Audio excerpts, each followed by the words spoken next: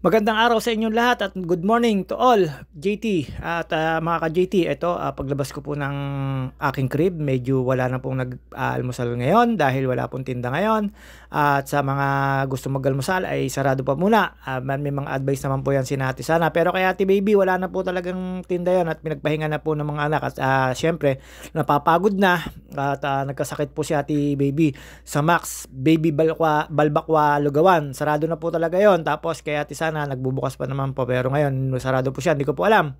Palabas po ako ngayon ng aking crib ng Losnab City at dumaan po tayo dito sa kanto, tapos yan pa mga banderitas, katatapos lang po ng pyesta namin dito at napakasayang piyesta. Siyempre mga ka-JT, hindi tayo magpapapawis ngayong Sabado ay kasi po kailangan po natin magpapawis at meron po tayong pinag-iinsayuan. At dito po nakasabay ko si Soiti Manalo, Edwin Inolba at saka si Pisa Lorena, nakita ko po yan, saka si Robic Martinez, mamimili daw po sila.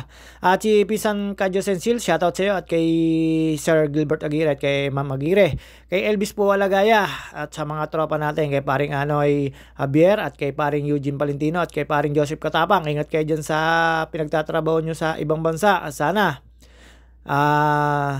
lang. Ito po mga ka-JT, ayan, wala po tayo na Marites. Ayan po nakita nating Marites, si Soiti. Papasok po yan, ang babaero ng URC, mga ka-JT. At dito po mga ka-JT sa kalam, dire-diretso lang po tayo. Siyempre, Sabado po ngayon. At marami pong paninda dito sa ating talipapa. Sandamakmak po talipapang nagtitinda niya. Pero pasokan na po, hindi na ho ganun ka-traffic po ngayon. At hindi na po ganun karami yung mga maliligo mga ka-JT. Ayan, Queen of the Riles na si Lady Cuevas. At siyempre mga ka-JT, pakaliwa lang po tayo. Pupunta tayo po ng Bangong Kalsada. Lampas po tayo ng Betanya. At shoutout nga pala po kay Master Ombi. Nakita ko po si Master Ombi nagbubukas ng tindahan niya. Sinigawan ko, hindi ako narinig. At yun nga ba mga ka-JT, lampas na po tayo. Pabagong Kalsada na po tayo. At hindi po kami nakapagpasok ng aming lineup. Dahil ang gusto po namin, ang usapan po namin ay sa PTGA at biglaan lang din po kasi yung nag-40 up. Hindi ko po alam kung hiwa-hiwalay na po yung team namin. At yun, Master Eldon, shoutout sa inyo sa mga kasapi ko po. At siyempre mga JT, dito dire-diretso lang po tayo at makikita po natin ang boundary ng Calamba at Los Baños. Meron pong arko rito, pero pagka po nalagyan to ng dito, espalto, sigurado ko po aangat to, sasabit po ang mga trailer dito. Yung may mga container van at yung matataas na truck, mga ka-JT, sure ako dyan, lalo pagka po merong pangarga ang trailer ng bako or loader. Kasi po, hindi naman po binabawasan yung espalto na yan, dinadagdagan lang po, natural po, nabababayang arko na yan. Napakaganda po ng arko na yan. Sana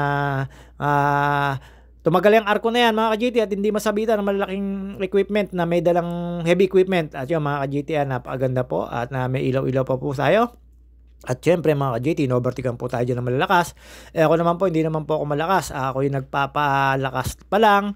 At galing po ako sa newbie. At syempre mga ka-GT, ito po yung pinagpa-practicean ko lagi. Papunta po ako ng Picard, Los Baños. Balikan lang po ginawa ko. Gawa po ng kailangan po natin mag-ensayo sa August na darating. Ay sana hindi ma-operan si Pinsancino para matuloy kami. Gumaling na po sana si Pinsancino. At shoutout kay parin Darwin na hindi kami nagpangita sa UPLB. Ay puro asukal diin na ang nakita ko. Siya, sinuwerte. Ako, minalas.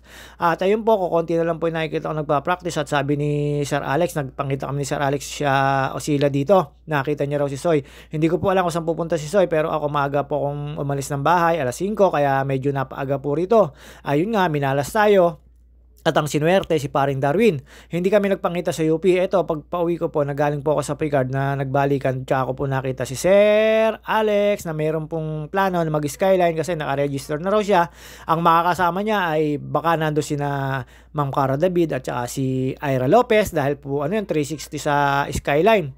Pero kami may balak po kami may skyline by August. Kaya po panay na ensayo ko kasi nalalapit na po yan. Hindi po pwedeng basta-basta ride na lang po yun. Kailangan po talaga ng matinding ensayo sa mga siklista.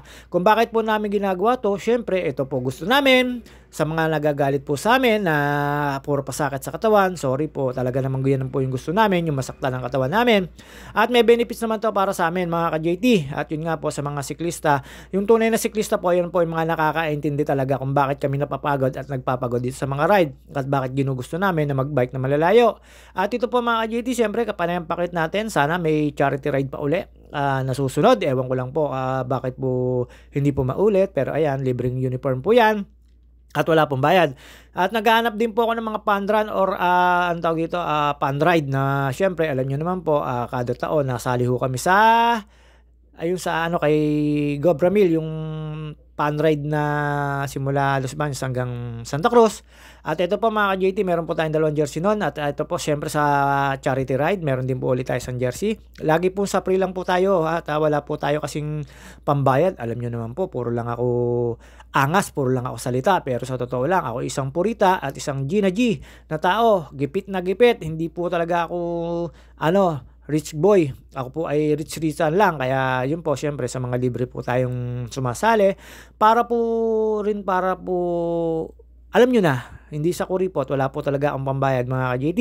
At yun nga po, dire-diretso lang po tayo. Nakita nyo naman po yan. Bagong-bago papa rin po ang aking jersey. Siyempre, minsan ko lang susuotin yan at iniingatan natin para po tayo ay may souvenir mga ka-JT.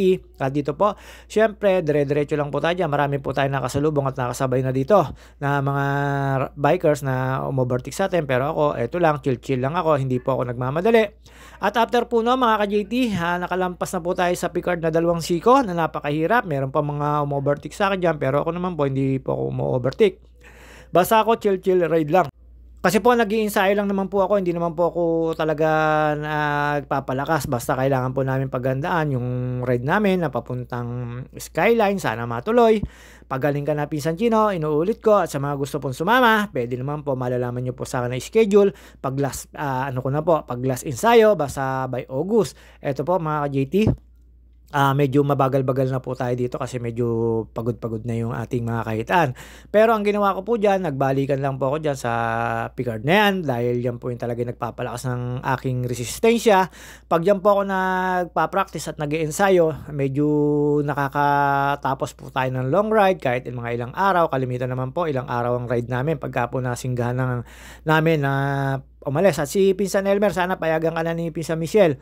At yun nga po, sana magkasama-sama uli kami sa long ride mga ka-JT. At sana sa mga gustong sumama, pwede naman po. Basta ka magbaon lang po tayo. At yung pinag-iipunan ko po yun. At syempre, nakakaya naman po na sa sobrang haba ng ira-ride, magpapa-shoulder ka pa sa ka-ride mo. Pero alam nyo naman po, si Pinsan Chino, napakabait niyan. At dito po mga ka-JT, medyo napapaspas po tayo at talaga namang sobrang ensayo na. Hindi pa po, joke lang po yun. Hindi po tayo nag-ensayo lang po tayo. At dito po mga ka-JT, paglampas ko po dyan, siyempre pinalampas ko lang po na muna yung mga sasakyan na yan dahil mahirap naman pong gumitna, lalo ganyan. At paglampas ko po dito sa grotto, wala pa rin pong tubig yung grotto, yung falls. Tapos ayan, nakita nyo naman po yung kagandahan ng pagbabike dito. Napaka fresh air at talaga naman pong masasatisfied kayo at may stress free kayo. Narinig nyo lang po dito mga huni ng mga kuliglig at mga ibon at iba-ibang insekto. Hindi ko lang po alam, syempre hindi mawawalan po dito ng snake. Yung mga ahas, kala nyo po sa bayan lang may ahas. Dito po tunay na ahas. Syempre sa mga karamihan dito mga ka-JT, ang dami pong nagwo-walking dito, nagda-jogging. At dito po wala po sa malayong-malayo po ako sa Marites na nakauglihan ko na yung aking tenga ay parang wifi. Kaliwat kanan sa baryo namin, lalo sa street namin, ang pakikinig. Lalo pa kunyari ako natutulog. Pagka po may narinig na sigawan, hinihinaan ko po yung TV. Tapos pinapatay ko po yung pinapanood ko sa cellphone. At syempre, pinopost ko po kung ako'y sa YT nanonood or nag-upload. Kailangan po natin syempre pakinggan nyo mga ka-JT. At dito po tayo dumaan sa may library mga ka-JT. Sa mga nasa UP po at gumraduate na UP, ito na po yung UPLB. Sa inside po to, sa mga school po ito, talagang sa room. Tapos kanan lang po tayo dyan mga kasiklista. Pagkakanan ko po dyan, ang una nyo po makikita dyan ay syempre yung food truck na sarado po. Tapos may makikita po kayong mga pwedeng hiramin na bike na hindi ko po alam kung paano, kung ID lang buwan ng estudyante. At hindi ko na po napapansin ngayon yung mga nabiyahing dito, Egypt na maliit na libre ata, hindi ko po alam. Basta meron po ditong Egypt na nabiyahe, hindi ko po lang alam. Or hindi ko nakakasalubong ngayon. Dito kanan lang po tayo, may nakakasalubong tayo siklista dyan at good morning tayo.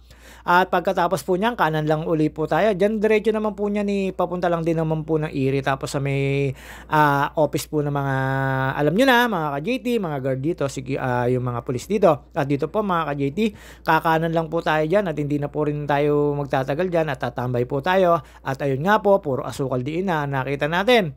Wala man lang po mainit na nanay. Mga GT, ayan, nakita nyo naman po yung mga nagwo-walk niyan. Parami na po ng parami nagwo-walking dito. At yung mga nagja-jogging. At syempre, na-miss ko rin mag-jogging dito. Dati po, lagi ko pong pinagja-joggingan to nung tayo ay hindi pa ganun ka sa bike. Ngayon po, hindi na. At panay na po ang bike natin. At panay po ang ensayo natin. At kailangan po natin mag-ensayo. At nalalapit na po yung ride namin. At dito po may nakita akong, alam nyo na, nag-iisa na may kasamang pamangkin o nanay na nagbabike. Gusto ko pong kausapin na turuan yung kasama na magbike. Kaya lang po syempre baka masabihan tayong, uy, JT, mademanda pa po tayo. At yun nga po mga kasakalam JT, wala po ako nakasabay dito. At nag-decide na rin po ako umuwi at dumaan din po ulit tayo at inabot ko may misa sa simbahan namin. At yun nga po ay alam nyo naman po kung anong religion natin. At wala po ako nakakwentuhan dito at wala po lumapit sa akin na para mag-chismis. Alam nyo na, tambay-tambay lang tayo at ang dami ko po nakita dyan nag-walking, nag-jogging. Gusto ko mag-jogging dyan kaya lang walang lock yung bike ko kaya naisipan ko na lang po na bumalik na lang po papuntang Picard at doon po dumaan pa uwi. At doon ko po nakasalubong si Sir Alex. At dito po mga ka-JT, ayan, pagkatapos ko po sa simba, dumiretso na po tayo. Daan lang po tayo sa may papuntang UP Gate pero hindi na po tayo lalabas ng UP Gate at didiretso lang po tayo papuntang Raimundo. Sa may Raimundo, ang dami rin po mga estudyante dito nalabas at napasok. Gawa ng pagkakalang ko, meron din po ditong parang dorm pero nasa labas lang po siya ng UP. At mga ka-JT, syempre hindi na rin po tayo magtatagal at yung video natin ay hanggang dito na lang po muna at see you on my next video mga ka-JT. Dire-diretso lang po tayo dyan. UP Gate po yan. Pag nakikita nyo po yung malaking puno na yan, meron pong gate dyan na tinatawag na pwede ka mag-entrance. Pag wala kang tawag dito, sticker, kukunin yung lisensya mo. At pag meron naman, dire-diretso ka lang po. At ayan po yung sinasabi ko na may malaking TV na LED. At diretso lang po tayo mga ka-JT sa Kalam. Papunta na po ito ng Raimundo. Papaligta po ulit ng Picard. At hindi naman po kayo maliligaw dito sa UPLB. Paikot lang po. At didepende na lang po kayo talaga sa pag-exitan nyo mga ka-JT. At yun nga, dati po ako namamasada rito. Totoo po, ilang taon po ako naging driver ng isang pampasaherong jeep. Talaga naman dito po kailangan may disiplina kayo dahil may ID rito na pwedeng mabutasan. At yun nga pala, shoutout nga pala po sa mga pulis dito, lalo kay paring Bong Lapitan at kay B-Boy Oro, yung pinsan ni Joan. Shoutout sa inyo. At ito po mga ka-JT, hanggang dito na lang po muna tayo. See you on my next video. Babus mga ka-JT.